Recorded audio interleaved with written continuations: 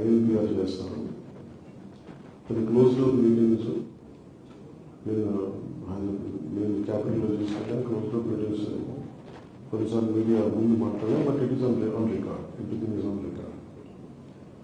అంతే తప్ప మిమ్మల్ని పార్ట్ ఆఫ్ ద ప్రాసెస్ మిమ్మల్ని బయట పెట్టాలని ఇక్కడ లేదు. లైవ్ ఐఎల్పిఆర్ సైన్ చేసుకుని బయటికి ఆ ఫీల్డ్ వస్తాను. ఈ రివ్యూలో మేజర్లీ ఎన్నికైన మనకి జడ్జిమెంటేషన్ సంబంధించి కానీ ఎలా ఉన్నాయి, పంచాయతీలు ఎన్ని పంచాయతీలకి నీళ్ళు వస్తున్నాయి, సరిగ్గా జడ్జిమెంట్ ఎంతవరకు సక్రమంగా అమలైంది, ఇలాంటి ఎన్ని రివ్యూ చేస్తున్నప్పుడు ఒకటి మనకు కొంచెం ఇంట్రెస్టింగ్ అనిపించింది. ఏంటంటే దీంట్లో ఇన్ని సంవత్సరాలు పంచాయతీలకు నిధులు రావట్లేదు, టోటల్ జడ్పీలకు కానీ పంచాయతీలకు కానీ మండల పరిషత్ నిధులు దాంట్లో మేజర్ ఉన్న రెవెన్యూ జనరల్ రెవెన్యూ సోర్సెస్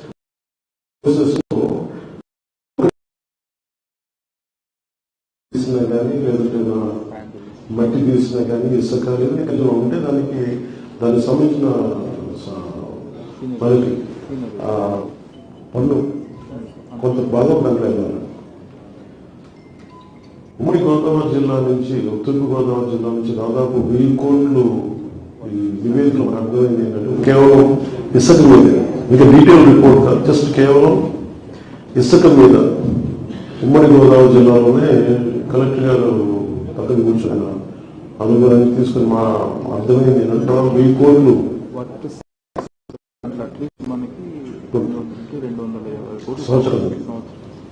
ఈ 5 సంవత్సరాల్లో ఉమ్మడి గోదావరి జిల్లాలో కనీసం ఇది జస్ట్ లోతుకెళ్ళలేదు, జస్ట్ పైన టచ్ చేసి మాట్లాడుతుంటే 1000 కోట్ల సంవత్సరానికి వర్త్ ఆఫ్ ఇన్సెన్స్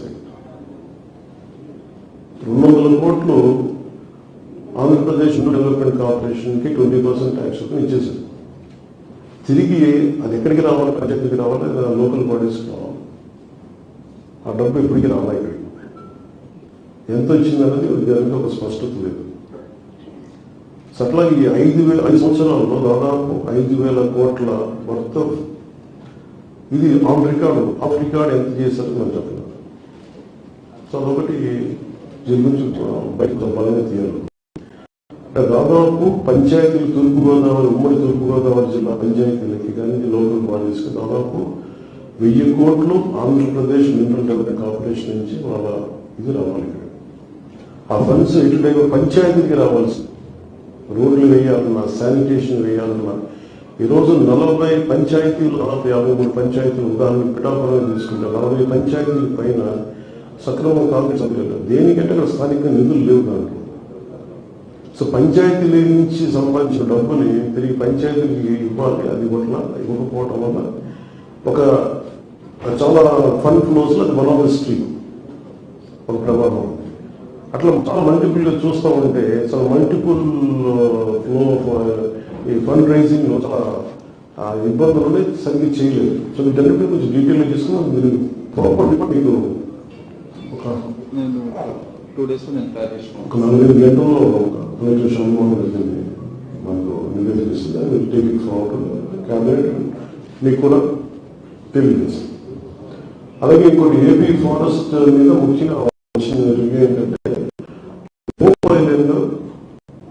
ఇది రెగ్యులర్ టూరిజం స్పాట్ లా కాకుండా దీన్ని చాలా ఆ ఎకో సెన్సిటివిటీ కాపాడుకుంటూ అక్కడున్న మర అడవుల్ని కాపాడుకుంటూ అక్కడున్న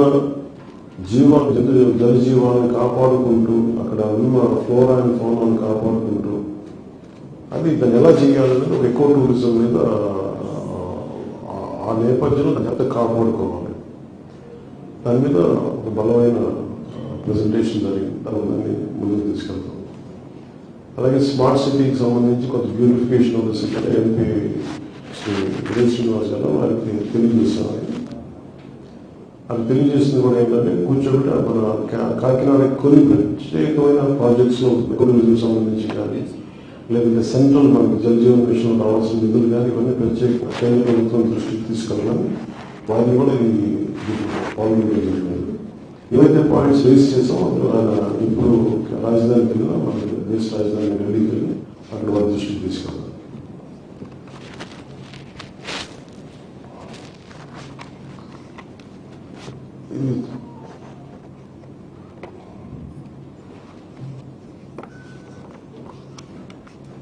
అలాగే ముఖ్యంగా పొల్యూషన్ సంబంధించి ఒక నివేదిక ఇవ్వాలంటే స్థానిక పొల్యూషన్ కంట్రోల్ బోర్డు నుంచి అంటే ఇండియా భారతదేశం ప్రపంచ దేశాలు కమిట్ అయ్యాయి. మనం ఏం కమిట్ అయ్యాం? మేము కార్బన్ ఎమిషన్స్ తగ్గిస్తాం. ప్రతిసారి వాతావరణం వేడెక్కిపోతుంది, భూతల వాతావరణం ఉపరితల వాతావరణం వేడెక్కిపోతుంది. దీనివల్ల టైం చేంజ్ కాదు, మనకేం కాదు. ఈరోజు పిఠాపురం నియోజకవర్గం దర్శనం ఉప్పాడ కాకినాడ రోడ్లు చూస్తే ప్రతిసారి సముద్రం ముందుకు వచ్చేస్తుంది, ముందు తీసేసుకుంటాం, చేస్తాం. ప్రతి సంవత్సరం కనీసం 20 అడుగులు ఒక 20 అడుగులు ఆ ఇల్లు ఉన్నట్లేదు, బొగ్గు చేస్తాం. కనీసం నాకు తెలిసి మనం మాట్లాడుతూ ఉంటే సంవత్సరంలోనే ఎకరం ముందుకు వచ్చేసింది నీళ్ళు. సో మనకి క్లైమేటిక్ చేంజెస్ ఎలా ఇంపాక్ట్ ఉన్నాయి అనేది మనం చూడవచ్చు. అలాగే హోప్ ఆయిల్ చూడవచ్చు. సో ఆంధ్రప్రదేశ్ భవిష్యత్తులో తమానికంగా ఉండాలి అన్ని రాష్ట్రాలకి, భారతదేశంలోని అన్ని రాష్ట్రాలకి క్లైమేట్ చేంజ్ లో చాలా తలమానికంగా ఉండాలి. సో దానిలో భాగంగానే జనసేన తీసుకున్న ఈ ఫారెస్ట్ ఎన్వైరన్మెంట్ పొల్యూషన్ ఇది కూడా మేము చాలా లోతుగా అధ్యయనం చేసి అవగాహన చేసుకుని తెలుసుకున్నాం. సో దాంట్లో మనం మేము ఏం కోరుకుంటే వారి సంబంధిత పొల్యూషన్ కంట్రోల్ అధికారులు కూడా ఏం చెప్పిందంటే పొల్యూషన్ నార్మ్స్ గురించి మాట్లాడటం అని ఇది ఇబ్బంది పెట్టడానికి పరిశ్రమలకు ఇబ్బంది పెట్టడానికి కాదు, కానీ ఒక కన్సర్న్ తెలియజేయడం. రాత్రి ప్రభుత్వం it is not to enforce in law, it is industries to understand okay, what is the impact of it. Global emissions ki మనం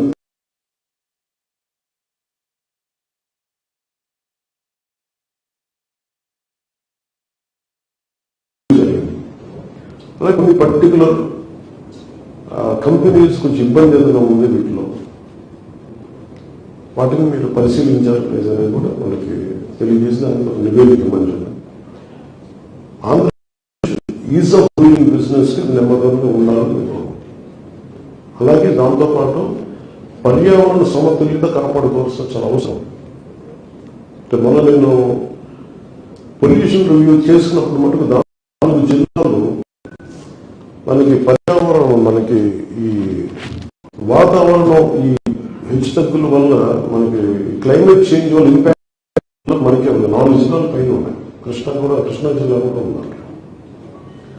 దీంట్లో మనకు దాదాపు 974 కిలోమీటర్ తీర ప్రాంతం, దీంట్లో చాలా తీర ప్రాంతాలు ఇంపాక్ట్ మనకి దానికి గురి క్లైమేట్ చేంజ్ కి ఇబ్బంది పడే పరిస్థితుల్లో ఉన్నాయి. దీని గురించి అసలు భూమిని తీసేసుకుంటాం కొన్ని ప్రాంతాల్లో. సో వీటికి మర అడవుల్ని రక్షించుకోవటం అనేది చాలా కీలకమైనది. సో అలాగే ఒక అటవీ పరిధిలో కానీ మర అడవులు కూడా సుప్రీంకోర్టు డైరెక్టివ్ ప్రకారం జడ్జిమెంట్ ప్రకారం అటవీ శాఖలో లేని మర అడవులు కూడా అటవీ శాఖ దాన్ని కేర్ తీసుకోవాలన్న జాగ్రత్త చూడాలని సుప్రీంకోర్టు జడ్జిమెంట్ దాన్ని కూడా ప్రస్తావించిన రోజులు. అలాగే మనకున్న రిజర్వ్స్ ఏంటి, అలాగే ఎండేంజర్డ్ స్పీషీస్ ఎక్కడ ఉన్నాయి, ప్రత్యేకించి మనకి ఆ క్యాట్ ఏం క్యాట్ ఫిషింగ్ క్యాట్ మ్యామ్ అదేంటది, అది మన ఏ రిజర్వ్, అది రిజర్వ్ ఏంటి, ఏ రిజర్వ్? కొరంగా పార్క్ లో ఎస్పెషల్లీ ఫిషింగ్ క్యాట్ ఒక అరుదైన క్యాట్ స్పీషీస్ ఉంది. దాని సెన్సెస్ తీసుకోవాలి. ఇప్పుడు దాన్ని మనం ర్యాండమ్ శాంపిల్ తీసుకొని దాన్ని ఎక్స్ట్రాపులేట్ చేసి అంటే ఇక్కడ 1 కిలోమీటర్కి 5 కనిపిస్తే ఉన్న మిగతా కొరింగ రిజర్వ్ లో ఇది ఉండొచ్చు అనేది అప్రాక్సిమేట్ గా ఉంది. కానీ దాని మీద కొంత డీటెయిల్ గా స్టడీ చేయాలి. ఒకటి ఎకో టూరిజం డెవలప్ చేయాలంటే ఏమున్నాయి, కొన్నిసార్లు టూరిజంకి సమయం లేకుండా ఫారెస్ట్ డిపార్ట్మెంట్ కొన్ని రిసార్ట్స్ ఉన్నారు, కొన్ని ప్రత్యేకించి కొన్ని అటవీ సంరక్షణలో కొన్ని ఈ పర్యాటక కేంద్రాలు ఉంటాయి, వాటి మరింత పెంపొందించారు. సైన్స్ అండ్ టెక్నాలజీకి సంబంధించినంత వరకు అసలు గ్రామీణ యువతలో ఎంత ప్రతిభ సమర్థత దాక్కున్నాము, దానికి సంబంధించిన రిపోర్ట్ చేయాలి. ఇవన్నీ చూస్తే సైన్స్ అండ్ టెక్నాలజీ డిపార్ట్మెంట్లో సిబ్బంది కొరత చాలా ఉంది. ఆ సిబ్బంది కొరతను ముందుగా తీర్చడం, అలాగే రాజమండ్రిలో complete display science and technology building ఉంటుంది, డిస్ప్లే సెంటర్, యువతకి ఆసక్తిని పెంపొందించేసే ఎగ్జిబిట్స్ అన్నీ ఉంటాయి. దాన్ని ఓపెన్ ఎప్పుడు చేయాలి ఏంటి, దానికి కేంద్రంలో మరియు డిస్కషన్ వచ్చింది. ప్రత్యేకించి to sum up the Sanjay review ఏంటంటే కొన్ని మోర్ ఆఫ్ మెంబర్స్ బోర్డు వచ్చిన మెంబర్స్ ఎన్ని మోర్ కలెక్టర్ రిలీజ్ చేస్తాను డీటెయిల్ అని అనౌన్స్ చేస్తారు. మీకు జరిగిందని చెప్తున్నాను. But in principle the review యొక్క ముఖ్య ఉద్దేశం అంటే వీఆర్ అవైలబుల్ ఫర్ పీపుల్. ఏ సమస్య ఉన్నా సరే ముఖ్యంగా మేము పెట్టుకున్నది రక్షిత మంచినీటి మనకి ఈ సరఫరా అన్ని గ్రామాలకి వెళ్ళాలి, ఇలాంటి ఏమీ చేయాలి. ముఖ్యంగా చూస్తే నిధుల కొరత చాలా విపరీతంగా ఉంది. గత ప్రభుత్వం చేసింది అసలు అడ్డగోలుగా డబ్బులు తీసుకుంటున్నారు కానీ పంచాయతీ నుంచి కానీ స్థానిక పన్నులు కలెక్ట్ చేస్తారు కానీ మళ్ళీ తిరిగి వాళ్ళకి ఇవ్వాల్సిన విధంగా వాళ్ళు తిరిగి మ్యాచింగ్ గ్రాంట్స్ ఇవ్వట్లా. సో వీటన్నిటిని ఎలా కలెక్ట్ చేయాలని చాలా హై లెవెల్ క్యాబినెట్ మీటింగ్ చేసి గవర్నమెంట్ మంత్రి శ్రీ చంద్రబాబు గారిని కూడా దృష్టికి తీసుకెళ్ళి నిర్ధారించి దీనికి యాక్షన్ ప్లాన్ ముందుకు తీసుకెళ్తాం. అలాగే తగిన ఉదయ శ్రీనివాస్ కూడా చెప్పారు, మన బాలసౌరి గారు కలిసినప్పుడు జనసేన పార్టీ తరఫు నుంచి కూడా చెప్పమని చెప్పారు. ఆంధ్రప్రదేశ్ కావాల్సినంత అండా సో అది ఎందుకంటే ఆయన మనసుకి మద్దతు ఇచ్చారు. ఇవన్నీ సార్ట్అవుట్ చేసుకుంటాం. కానీ సార్ట్అవుట్ చేసుకునే లోపల ఆలోచిస్తుందంటే ఎంత అవగాహన చేసుకోవాలి, ఏమేమి ఉన్నాయి లోపల, ఏమేమి లోపాలు ఉన్నాయి, ఎంత నిధులు రావాల్సిన నిధులు ఉన్నాయి, వీటన్నిటిలో చాలా లోతైన అధ్యయనం ఎక్సైజ్ జరుగుతుంది. సో చేసిన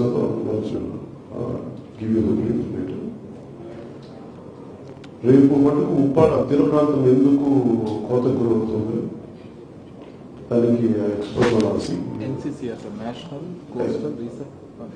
సెంటర్ ఫర్ కోస్టల్ రీసెర్చ్ బృందం కూడా వస్తుంది చెన్నై నుంచి. సముద్ర కోత గురవుతున్న ఉప్పాడ తీర ప్రాంతాన్ని ఎలా దాన్ని చర్యలు తీసుకుంటే దాన్ని మనం రక్షించుకోగలం, లేదంటే అక్కడ ఉన్న గ్రామాన్ని తరలించాలా, లేదా భవిష్యత్ నెక్స్ట్ 10-20 years లో ఎంత గ్రామం వరకు పోతుందంటే ఒక అధ్యయనం చేసి అక్కడికి వస్తున్నాం. నేనే క్షేత్రస్థాయి పర్యటన చేస్తున్నాను. సో మన విన్నపం కూడా ఏంటంటే రేపు ఈ ఫీల్డ్ స్టడీకి క్షేత్రస్థాయి పర్యటనకి అక్కడున్న యువత కూడా సహకరించమని కోరుకుంటున్నాను. నేను కూడా దయచేసి మీరు సహకరిస్తే నేను సజావుగా నాతో పాటు కూర్చొని అటు చూస్తాం తీవ్రతం ముంపు ఎందుకు ఉంది, భవిష్యత్తులో ఎలాంటి చర్యలు తీసుకున్నాను. అలా మేజర్ ఇంకొకటి సైన్స్ అండ్ టెక్నాలజీకి సంబంధించి సైంటిఫిక్ టెంపర్మెంట్ అంటే ఎంత అభివృద్ధి వ్యక్తులు మనకి బ్రెయిన్ డ్రైన్. ప్రతిసారి ఎక్కడ చూసినా సరే ఏ కంపెనీకి ప్రపంచంలో సీఈఓస్ ఉంటారు. ఏ సీఈఓ చూసినా తెలుగు వ్యక్తి ఉన్నారు, భారతీయులు ఉన్నారు. అలాంటి తెలుగు వాళ్ళు ఎక్కువ మంది ఉన్నారు. సో అలాంటి చూసుకొని 2007కి బ్రెయిన్ డ్రైన్ ఆపాల్సిన అవసరం ఉంది. ఇక్కడున్న ప్రతిభ సమర్థత ఉన్న యువత అది మన దేశానికే ఉపయోగపడాలి, మన రాష్ట్రానికి ఉపయోగపడాలి. దాంట్లో భాగంగా సైన్స్ అండ్ టెక్నాలజీ వాళ్ళని అభినందించింది ఏంటంటే మీరు రూరల్ యూత్కి సంబంధించి ఎలా ట్యాప్ చేయాలంటే వాళ్ళకి ప్రపోజల్ పట్టుకొచ్చారు. బంగారు యూనివర్సిటీ నుంచి వచ్చిన ఆవిడ రిక్వెస్ట్ ఏంటంటే మీరు చాలా మంది పీజీ స్టూడెంట్స్ ఉన్నారు, రీసెర్చ్ స్టూడెంట్స్ ఉన్నారు, వాళ్ళందరినీ తీసుకునేమో ఉదాహరణకి ఉప్పాడ తీర ప్రాంతానికి ఎక్కడ ఉన్నాయి మన విదేశాల నుంచి ఇక్కడి నుంచి కంటే కూడా పక్క రాష్ట్రం మనలో ఉన్న రీసెర్చ్ బెండ్ ఉన్న వ్యక్తులను చూస్తే దీనికి సంబంధించి అనేక మన వైజ్ఞానిక రంగంగా లేదంటే అగ్రికల్చర్ కావచ్చు, రకరకాల విభాగాల్లో వారి అనుభవాన్ని లేదంటే వారి రీసెర్చ్ ఓరియంటెడ్ ఎబిలిటీ వారి యాప్టిట్యూడ్ వారి ముందుకి కాంట్రిబ్యూట్ చేయాలని కోరుకున్నాను. So we have meeting and Mangalagiri in future with students are willing to support for this program. So అలాగే నిన్న ప్రత్యేకించి మనం మీ దృష్టి కూడా తీసుకొస్తున్నాను. ఇందాక మీరు లేరు, అది ప్రత్యేకించి ఒక పర్టికులర్ టైం ఫిక్స్ చేసుకున్నాం. చేసుకుంటే నిన్న మనం మీకు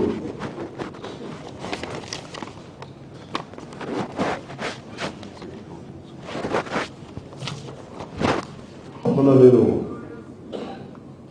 క్యాబినెట్ నుంచి నేను మంగళగిరి వస్తూ ఉంటే అక్కడ ఒక అమ్మాయిని ఒక నిలిచినగిరికి ఒక ఇది ఇచ్చారు, పెటిషన్ ఇచ్చారు. ఇలా కూర్చోబెట్టి వాళ్ళ అమ్మాయిని ఈ కొంచెం 9 months బ్యాక్ కిడ్నాప్ చేశారండి.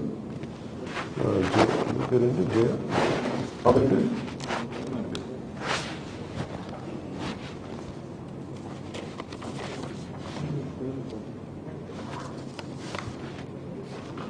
సో భీమవరం వాస్తవ్యులు వాళ్ళ మదర్ వచ్చి వాళ్ళ ఇంకొక కూతురుని తీసుకొచ్చి ఇట్లా నా బిడ్డని 9 నెలల క్రితం కిడ్నాప్ చేయాలని తీసుకెళ్ళిపోయారు.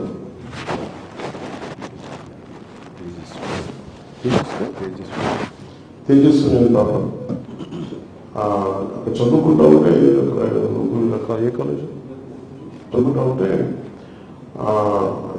లవ్ డ్రాప్ మీద పడేసి తీసుకెళ్ళిపోయారు. ఇప్పుడు దాకా ఆచూకు తెలియదు అని వాళ్ళ మదర్ ఏడుస్తూ ఉంటే మా ఇంట్లో వాళ్ళకి చెప్పి బాధపడుతూ ఉంటే వెంటనే స్థానిక విజయవాడ ఉన్నతాధికారులకి స్థానికంగా ఉండే మాచం చేయ గారికి కమిషనర్ పోలీస్ గారికి చెప్పాను. బట్ ఎంత అద్భుతంగా చేశారంటే police department, Andhra Pradesh police department Vijayawada CP గారు కానీ మొత్తం పోలీసు బృందం 40 hours వాళ్ళని పట్టేస్తున్నారు. కేరళ పట్టణం వెళ్ళారు, బెంగళూరు వెళ్ళారు, స్పెషల్ టీమ్ని పెట్టారు. కేరళ వెళ్ళారు, బెంగళూరు వెళ్ళారు. ఫైనల్ జమ్మూ అండ్ కాశ్మీర్లో జమ్మూ ట్రేస్ అవుట్ చేశారు.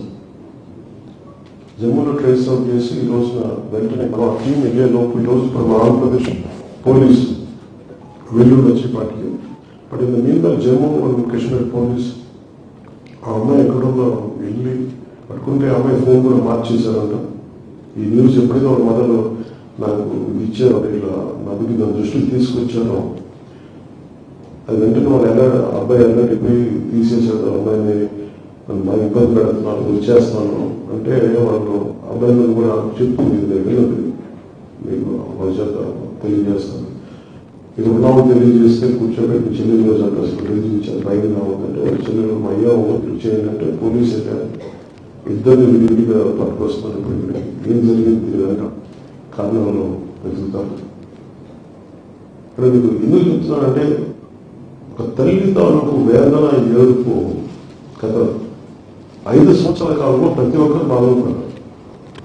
అంటే అదే ప్రభుత్వం, ఇదే పోలీసు ప్రభుత్వం కనుక అనుకుంటే చేయగలడానికి వచ్చిన నిదర్శనం.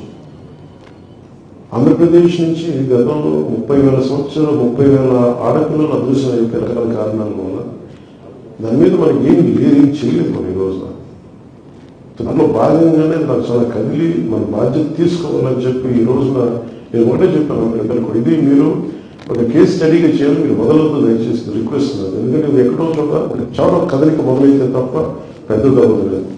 సో ఫ్యూచర్లో కూడా నేను అనుకుంటున్నది ఏంటంటే నాకు రోజున మనస్ఫూర్తిగా మీడియా సమక్షంలో ఆంధ్రప్రదేశ్ పోలీస్ శాఖను నేను అభినందిస్తున్నాను. మనస్ఫూర్తిగా ధన్యవాదాలు. మనస్ఫూర్తిగా ధన్యవాదాలు. మీరు ఇంత స్విఫ్ట్ యాక్షన్ తీసుకోవడం వల్ల ఒక విశ్వాసం పెరిగింది. అలాగే ఆడపిల్లలు తల్లిదండ్రులు కానీ ఆడపిల్లలు కానీ ఎవరికైనా సరే ఈ లవ్ ట్రాప్స్ ఏదైనా వేసి మమ్మల్ని ఇబ్బంది పెడుతుంటే మీరు మన సరైన విత్తనం లేదా అనేది మీరు ఎప్పటికప్పుడు చాలా జాగ్రత్తగా చూసుకోవాలి. ఎందుకంటే 24 hours తర్వాత అమ్మాయి మిస్ అయిందంటే దొరకడం చాలా కష్టం. మర్చిపోమంటారు.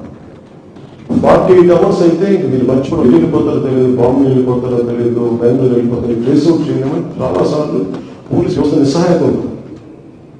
కానీ మన ఆంధ్రప్రదేశ్ పోలీసుని అభినందించాల్సింది 9 నెలలు మిస్ అయితే పట్టుకోగలిగారంటే hands off to AP police. అంత పట్టుకున్నాం పట్టుకున్నా సర్ప్రైజ్ అనిపించింది. నాకు మిడ్ నైట్ చెప్పాను, నాకు ఇట్లా వచ్చింది ట్రేస్ అవుట్ చేసాం అని అంటే నేను వెంటనే రేపు రివ్యూ మీటింగ్ మధ్యలో మాట్లాడతానని చెప్పాను. సో కమిషనర్ పోలీస్ గారిని కూడా అభినందించాను, విజయవాడ కమిషనర్ పోలీస్ గారిని. సో మాకున్న కోరిక అంటే నేను భవిష్యత్తులో కూడా క్యాబినెట్ దృష్టికి తీసుకెళ్లాల్సింది ఏంటంటే అసలు ఇంతమంది ఆడపిల్లలు అదృశ్యం అయిన కదా దీని మీద ఒక స్పెషల్ కమిటీ ఎందుకు పెట్టలేదు ప్రభుత్వం. ఇప్పుడు మనం ఏం చేయాలి? ఇది ఉన్నతి పోలీసు ఉన్నతాధికారులతో మాట్లాడి దీనికి ఒక సమాధానం, ఒక సెల్ ఏదైనా కావాలా, ఒక స్పెషల్ సెల్. ఎందుకంటే చాలా కష్టం, ప్రతి లోడ్ చేయలేదు, మనకి ఉద్యోగాల్లో నింపలేకపోతున్నాం. ఉదాహరణకి ఫారెస్ట్ డిపార్ట్మెంట్లో మేడం ఎన్ని ఉద్యోగాలు షార్ట్?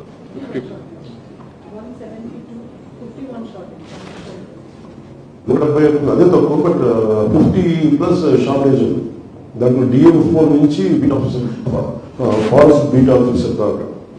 అలాగే ఏ శాఖలో తీసుకున్నా కానీ సిబ్బంది కోరుతుంది, దాన్ని ఎలా చేయాలి. అలాగే పోలీస్ శాఖకు వచ్చేటప్పటికి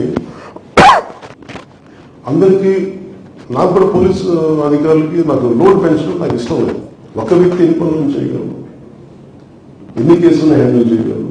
సో అది కూడా అర్థం చేసుకొని చాలా సున్నితంగా చాలా అర్థం చేసుకొని మాట్లాడాల్సి వస్తుంది. కానీ దీనికి ఎక్కడో కొంత సంఖ్యాబలం పెంచాలి ఖచ్చితంగా. పోలీసుకి నిధులు కొరకు ఉన్నాయి, వీటి గురించి ఆలోచించాలి, వీటి గురించి చర్చ జరగాలి. నిధులు రావాలి, లోపలికి పెట్టుబడులు రావాలి. అండ్ లా అండ్ ఆర్డర్ చాలా బలంగా ఉంటాయి తప్ప పెట్టుబడులు ఉండవు. ఇది ఇన్వెస్ట్మెంట్స్ని ఎంకరేజ్ చేసే అట్మాస్ఫియర్ ఉండాలి ఇక్కడ. దాన్ని అక్కడే చర్యలు తీసుకుని దాంట్లో ప్రైమరీ లా అండ్ ఆర్డర్. ఇక్కడ వచ్చిన ఆంధ్రప్రదేశ్కి సుభిక్షంగా ఉంటారు, ధైర్యంగా ఉంటారు, సురక్షితంగా ఉంటారు అనిపించుకునేలాగా ఉండాలి. అలా భాగంగానే ఒక ఆడపిల్ల అదృశ్యం అయిపోతే 9 నెలల్లో అదృశ్యమైన ఒక ఆడబిడ్డని <72 hours ట్రేస్ అవుట్ చేసి పట్టుకున్నాం. అది కెపాసిటీ ఉన్న పోలీస్ డిపార్ట్మెంట్కి, మన ఐపీఎస్ అధికారులకి, మన ప్రతి పోలీస్ డిపార్ట్మెంట్ వ్యక్తికి. సో దాన్ని సద్వినియోగం చేసుకొని ఒకటే ప్రపోజల్ భవిష్యత్తులో పెట్టాము. స్పెషల్ సెల్, ఎస్పెషల్ మిస్సింగ్ కేసులకు సంబంధించి, ఎందుకంటే ఇది హెవీ హ్యూమన్లీ ఇంపాసిబుల్. అంతమంది ఆడపిల్లలు మిస్ అయిపోతే ప్రతి కేసుని ఎప్పటికప్పుడు కొత్త రిజిస్టర్ అవుతారు, దీన్ని పట్టుకోవడం సమయం పడుతుంది. బట్ ట్రేస్ అవుట్ చేయడానికి చాలా బలంగా నిర్ణయం తీసుకున్నాం. సో భవిష్యత్తు దీన్ని తీసుకెళ్తానని తెలియజేసుకుంటాం. ఈ రివ్యూ మీటింగ్స్ గురించిన అధికారులందరికీ, అన్ని డిపార్ట్మెంట్ అధికారులందరికీ ధన్యవాదాలు తెలియజేసుకుంటాం. ఒకే కార్యక్రమం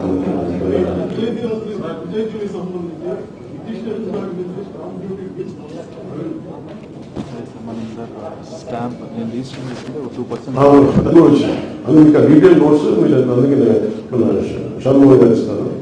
అది అంటే ఒక ఒక పంచాయతీకి వచ్చే రెవెన్యూ సోర్సెస్ ఒకటే సరే మనకి ఇసుక స్థానికంగా మా సహజ వనరుల దగ్గర నుంచి తీస్తే, అలాగే మీరు చెప్పిన రిజిస్ట్రేషన్ అంటే నేను క్రయ విక్రయాలు జరిగితే ఒక పంచాయతీలో 2% మనం చేసిన స్టాంప్ డ్యూటీ 2% తిరిగి పంచాయతీకి రావాలి. అలాగే ఇసుక అక్కడి నుంచి తీసేసుకుంటే మట్టి దొంగలు తీసుకున్నా కానీ వాళ్ళకి రావాల్సిన సిగ్నేచర్ అనేది రావాలి. ఇట్లాగే ఎన్ని హెడ్స్ ఉన్నాయి దీని కింద.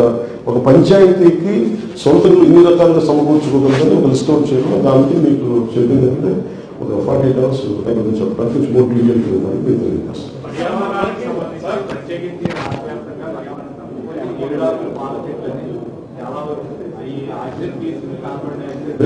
గురించి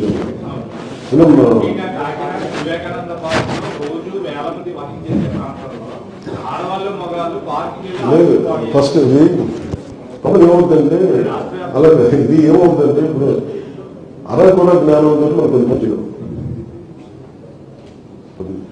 నేను ఎక్కడో టిబెట్కి వెళ్తాను, టిబెట్ నుంచి జర్మనీ, అక్కడి నుంచి చెట్లు కొరకు వస్తే ఇట్లాగే ఉంది పరిస్థితి. అందుకనే స్థానికంగా నేటివ్ స్పీసీస్ని మనం ఎంకరేజ్ చేస్తాం. బేసిక్గా ఎవరైతే దేశాల నుంచి ఏమైనా ఎక్స్పర్ట్స్ని పట్టుకొచ్చి, ఉదాహరణకి మియావాకి ఫారెస్ట్ ఎక్స్పర్ట్ జపాన్ కూడా పట్టుకొచ్చి మీరు ఇక్కడ మియావాకి డెవలప్ చేయమంటే అక్కడ నుంచి జపాన్ నుంచి మనం చెట్లు పడుతున్నాం. మనకున్న చెట్లు మియావాకి నెగ్గాట్లో మనం చేసుకోవడం అనుకుంటాం. అలాగే ఎస్పెషల్లీ కోలాకాయ నాకు ఇదే వేదన ఉండదు. అసలు ఈ కోలా కార్పస్ అనే చెట్లని ఎందుకు పెంచారు? అక్కడ కనీసం నేను ఎప్పుడు చూస్తూ ఉండదు, అని ఇరిగిపోతాయి మొక్కలు. ఐ థింక్ ఇట్స్ మలేసియన్ స్పీసీస్ కాదండి. ఒక దేశం మొత్తం మీద, రాష్ట్రం మొత్తం మీద, తమిళనాడు, తెలంగాణ నేను కూడా తెలియకుండా నా ఫామ్లో ఉంది సార్ 10 చెట్లు.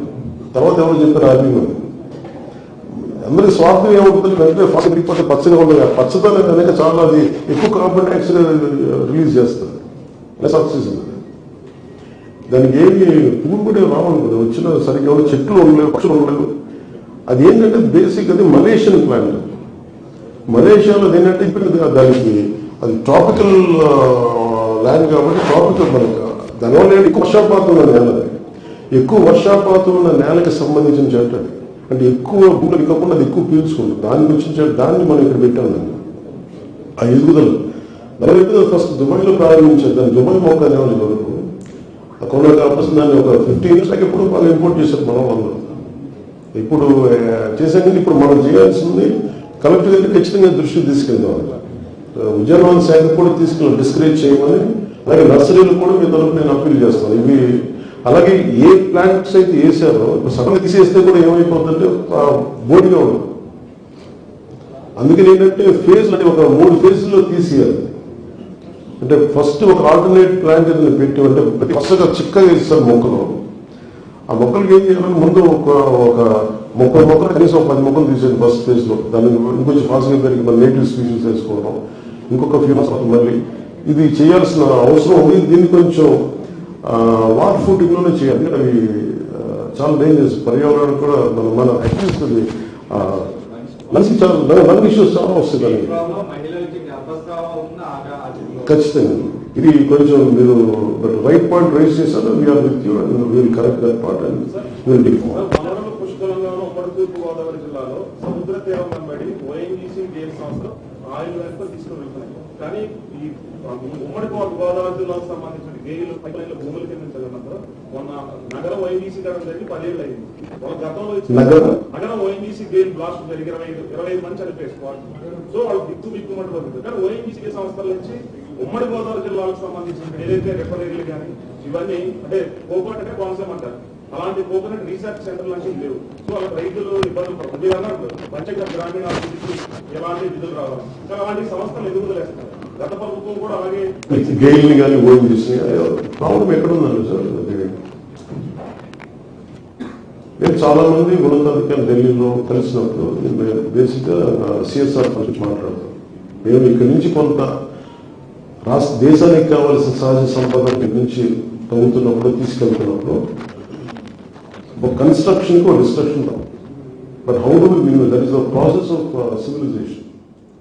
ఒక కట్టడం నిర్మించాలంటే ఎక్కువ చోట్ల కొంచెం చెట్లు పోవాలి, కొంత గ్రావెల్ తవ్వాలి, కొండ కరగాలి, అక్కడ అండర్స్టూడ్. కానీ how balance we are how constructive అనేది మనకి ఒక క్రైటీరియా. ఓఎన్జీసీ వీళ్ళందరికీ కూడా మేము మన రిలయన్స్ కానీ వీళ్ళందరికీ నేను మాట్లాడుతున్న పొల్యూషన్ సంబంధించి కూడా ఇది గ్రీన్ ట్రిబ్యునల్ ఇవన్నీ అంటే మనం ఎక్కువ భయపెట్టనేమో సోషల్స్ ఏమి అవ్వదు, అదొక సమస్య ఉంటుంది. రాష్ట్రానికి దేశానికి కావాల్సిన సహజ వనరులు మనకి రావాల్సిన గ్యాస్ కూడా మన ఎక్స్పోర్ట్ అది అవసరం. కానీ ఇప్పుడు వాట్ కాస్ట్ అనే దాన్ని ఉన్నప్పుడు ఖచ్చితంగా దాని గురించి వాళ్ళు దృష్టి తీసుకోవాలి. వాళ్ళందరూ ఏం మాట్లాడతారంటే ఉదాహరణకి ఏటిమోగ ఇష్యూ కూడా ముమ్మడివరంలో మాకు రిలయన్స్ పైప్ వేసినందుకు మాకు కంపన్సేషన్ ఇచ్చారు, కానీ మాకు ఏటిమోగ మా మత్స్యకారులకు రాలేదు ఇష్యూ. రిలయన్స్ అధికారులు అయితే వాళ్ళు ఏమంటారంటే అసలు మాకు పైప్ లైన్ మాకు అక్కడ దాకా చెప్పాం, ప్రపోజల్లో అసలు ఏటిమోగ లేదు, మేము ఇవ్వాల్సిన కాంపన్సేషన్ నిధులన్నీ మేము ఇచ్చేసాం, అది దాని ముందుకి ఎవరికి చేరాలో చేరలేదని, కాంపన్సేషన్ చేరట్లా, అది ఎంత చెప్తుంది ఎంత చేరట్లేదని తెలిసి ఒక వ్యత్యాసం ఉంది. ఖచ్చితంగా ఇది జరుగుతుంది. ఇప్పుడు దిస్ గవర్నమెంట్, ఇప్పుడున్న కూటమి ప్రభుత్వం ఎవరైనా సరే చాలా clear cut including with Reliance or including to ONGC including to GAIL ఎవరికైనా మీరు చెప్పదలుచుకుంది will communicate in proper way. ఇంత కమ్యూనికేషన్ ఇస్ వెరీ ఇంపార్టెంట్. నువ్వు ఎలా కమ్యూనికేట్ చేస్తావు వాళ్ళ దగ్గరికి వెళ్ళి, వాళ్ళు కూర్చుంటే దందాలు చేస్తే పని మనం చేయాల్సింది మీరు ఇంత తీసుకెళ్తున్నప్పుడు ఇంత డిస్టర్బ్ జరుగుతుంది, ఇంతమంది మీరు గ్యాస్ పైప్ లైన్ వేసి వెళ్తున్నప్పుడు ఏదైనా జరిగితే ఇంతమంది పార్టీ చనిపోయారు ఇలాంటి చోట్ల. దీనికి ఎలాంటి చర్యలు తీసుకుంటారు, ఎలాంటి కాంపన్సేషన్ ఇస్తారు? అది ఉన్నత అధికారులు ఎవరైనా సరే, మీరు ఢిల్లీలో కూర్చున్న వాళ్ళు ఎవరైనా సరే ఇక్కడ నిజాయితీకి వెళ్తామంటే they are more than with support.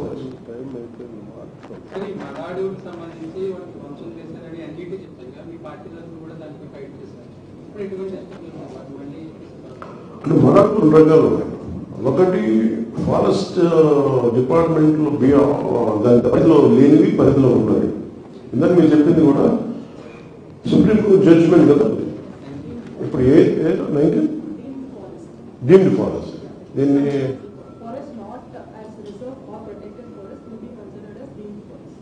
ఇది ఏ జడ్జిమెంట్ 6 సంవత్సరాల క్రితం ఇది ఈ పరిధిలోకి రానివి మనకి రిజర్వ్ ఫారెస్ట్ కానీ వీటి కింద రానివి ఇవన్నీ కూడా అవి డీమ్డ్ ఫారెస్ట్ కింద చేసి దాన్ని కన్సిడర్ చేయాలని ప్రొటెక్ట్ చేయాలి అది కూడా అటవీ శాఖ పరిధిలో ఉంటుంది అలాంటి వాటిని పరీక్షించాలన్నది కాదు దానికి ఏముందంటే దానికి కావాల్సిన మంచినీరు మరడుగులు ఏంటంటే బేసిక్ తీర ప్రాంతాన్ని మీకు తెలుస్తుంది తీర ప్రాంతాన్ని మనకి సేఫ్ గార్డ్ చేస్తాయి కాబట్టి ఈ డ్రెడ్జింగ్ వల్ల కొంత పోయింది ఈ షిప్స్ రావడానికి రాకపోకలు కోరికలు తీయటం అలాగే కొంత కాలువలు తమరాలు డ్రెడ్జింగ్ యాక్టివిటీస్ వల్ల ఈ నీరు బాధేసింది దానివల్ల మరడు దోషం కారణం దానికి తోడు గత ప్రభుత్వం చేసింది ఏంటంటే నివాస యోగ్యం ఏదో చేతులు పట్టాలు ఇచ్చి చేతులు దొరికేసుకుందాం అనే ప్రక్రియలో మరడుగులో స్థలం ఇచ్చింది అక్కడ దాదాపు 3 లక్షల టన్నులు 3 లక్షల టన్నులు కంకర అక్కడ డమ్ చేసి మట్టి కానీ అది ఎప్పుడు నీళ్ళు వచ్చినా సరే మళ్ళీ నీళ్ళు వచ్చేసి దాని సహజంగా నీళ్ళు రావలేదు దాన్ని మార్చింది అది తిరిగి అది ఎలా చేయాలో ముందుకెళ్ళి కలెక్టర్ గారు ఒక రిపోర్ట్ పంపిస్తాను దాన్ని ముందుకు తీసుకుంటాం మన ఖచ్చితంగా మన అవసరం కాదు ఈ క్లైమేటిక్ చేంజ్ పరిస్థితుల్లో మన తీర ప్రాంతాలను రక్షించుకోవాల్సిన అవసరం దాన్ని సేఫ్ గార్డ్ మనలో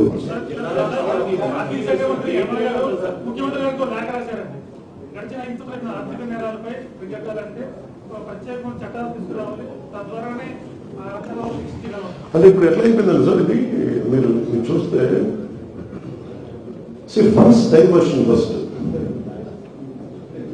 ప్రాబ్లం ఏంటంటే ప్రతి దేనికి కేటాయించబడాలో దాన్ని కేటాయించుకుంటాం రకరకాల పరిస్థితులకి ప్రతిసారి కొంచెం ఫైనాన్షియల్ ఫిజికల్ అడ్జస్ట్మెంట్ ఉంటుంది కానీ అసలు ఇవన్నీ తొమ్మిదిలో దొరికిస్తుంది లాస్ట్ ప్రభుత్వం సో దానికి ఖచ్చితంగా ఒక నియంత్రించే ఒక వ్యవస్థ ఉండాలి ఉదాహరణకి ఇదివరకు ఫండ్స్ డైరెక్ట్ గా స్టేట్ ఎక్స్చేకర్కి వచ్చేస్తే ఎన్ని సెంట్రల్ ఫండ్స్ ఇప్పుడు సెంట్రల్ గవర్నమెంట్ కూర్చోబెట్టి నీకు పంచాయతీలు డైరెక్ట్ అకౌంట్స్ లో పంపిస్తాం లేదంటే ఇలా ప్రత్యేకించి స్ట్రీమ్లైన్ చేస్తా ఉంది దాంట్లో భాగంగానే will take that kind of action how do we do it with hour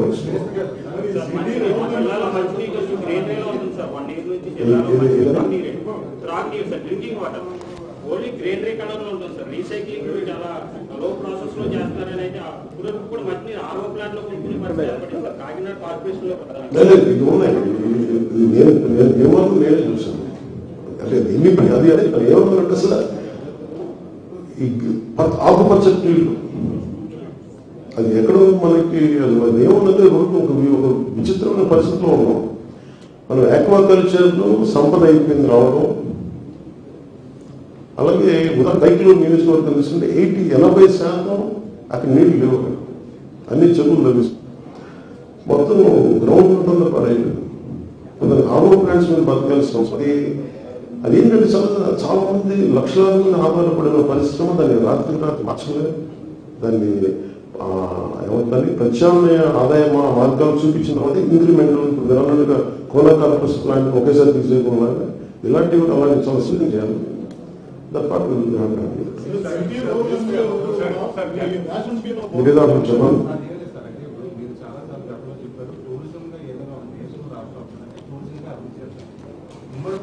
జిల్లాకి ప్రపంచానికి చాలా ఎక్కువగా ఉంది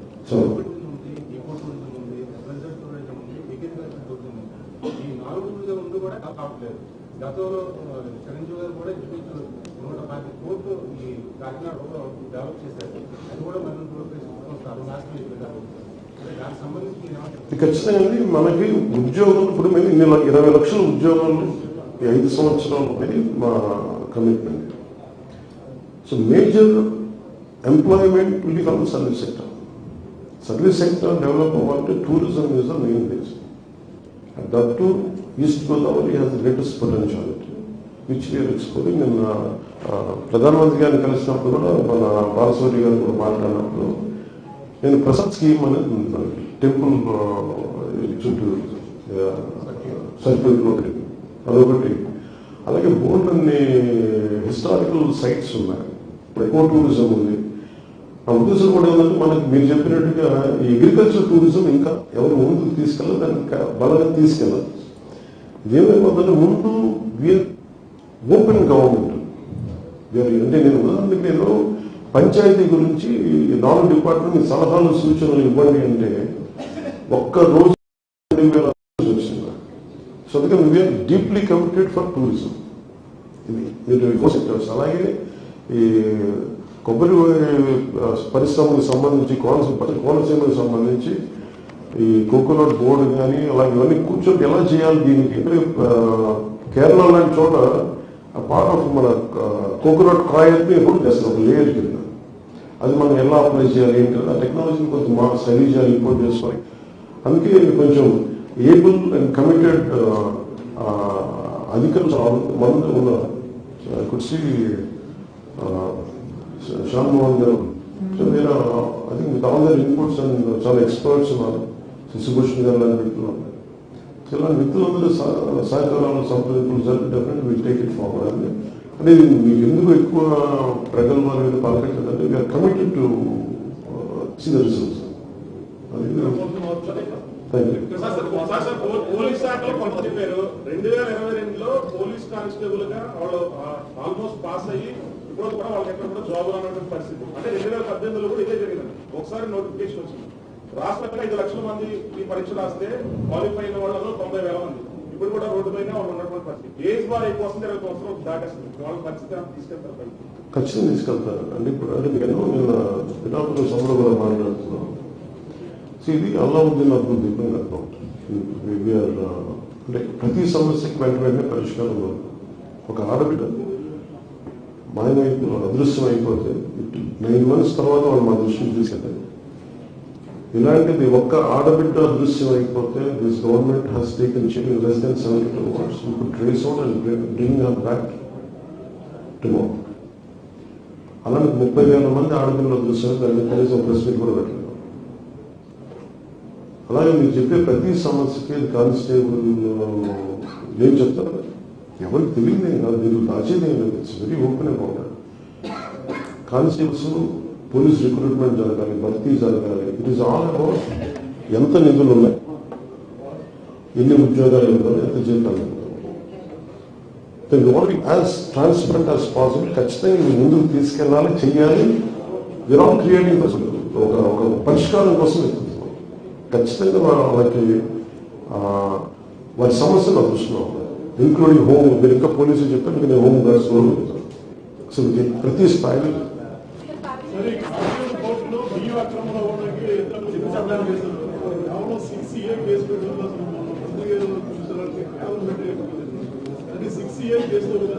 సిక్స్ ఇయర్ చిన్న ఇల్లీగల్ రేట్స్ సెట్ అయితే నార్మల్ కేసు ఎఫ్సీ అంటే ఫుడ్ ప్రొటెక్షన్ యాక్ట్ కింద పెట్టాం సార్. అది సరిపోదు, కొంచెం మీద కేసెస్ తీసుకోవాలంటే ఆల్రెడీ వెళ్తాను, సిఐడికి వెళ్తామని.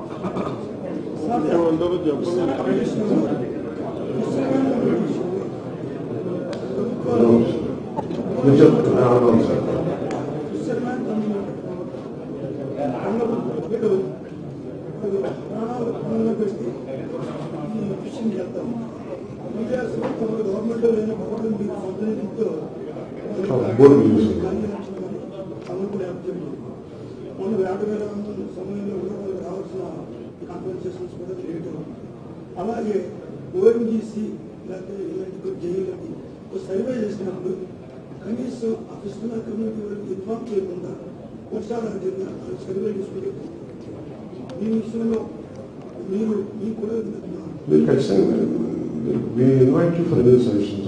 ఇలాంటిదంటే మా స్థానిక నాయకులు కలెక్టర్ తీసుకుని డెఫినెట్గా సంబంధిత వ్యక్తులు చేస్తాం.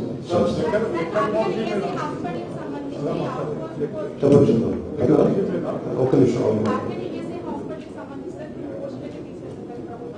ఈఎస్ఐ హాస్పిటల్ ఈఎస్ఐ పోస్ట్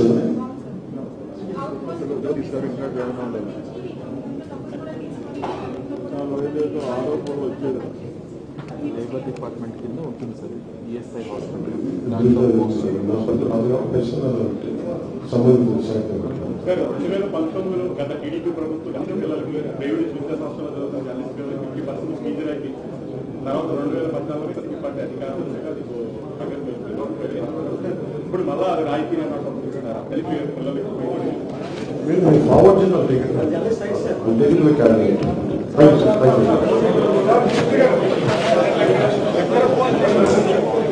కాదు కదా